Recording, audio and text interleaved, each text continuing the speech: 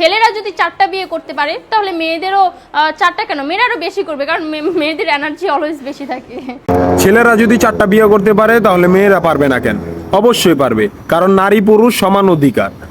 আর যদি একটা কথাই চিন্তা করি তাহলে মেয়েদের চেন কোনো কাজে লাগে না, চেন খুলে মুতার অধিকার তো তাদেরও আছে। মালে আসেন, একটা চাবি দিয়া যদি 4টা তালা খোলা যায় ওটাকে বলা হয় মাস্টার কি, আর একটা তালা যদি 4টা চাবিতেই খুলে সেটাকে বলা হয় খাঙ্কি। ধরেন আপনি 4টা ইঁদুর পালেন, আপনার কাছে গর্ত আছে একটা, বাহিরে অনেক বৃষ্টি, বুঝেনি তো ওয়েদার ডিমান্ড, এখন 4টা ইঁদুরের একসাথে গর্তে ঢুকতে হবে, তখন আপনি কি করবেন?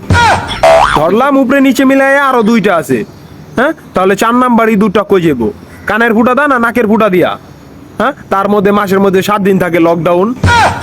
আমি মানি, আমি না শুধু, সবাই মানে মেয়েদের অনেক পাওয়ার, মেয়েদের অনেক এনার্জি। তাহলে দেশের মধ্যে ঘন ঘন লোডশেডিং হয় কেন? আমার মাথায় কোনোভাবেই ঢোকে না।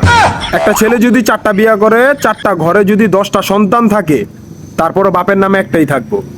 এখন আপনি যদি 4টা বিয়ে করেন, একটা সন্তান হয়, তাহলে বাপের নাম কি দিবেন? সলিমুদ্দিন, কলিমুদ্দিন, আনোয়ার, মনোয়ার, নাকি গড়ে মিলাইয়া জানোয়ার? আপনি কি নারী না ঢাকা শহরের লোকাল গাড়ি? 30টা সিট ফুল, 20 জন দাঁড়ানো, তারপরও বলে পিছনে সিট খালি, ওঠেন তাড়াতাড়ি, পিছনে সিট খালি, ওঠেন তাড়াতাড়ি। শুধু এই সমস্ত মেয়েদের কারণে পুরা নারী জাতির সম্মানহানি হয়।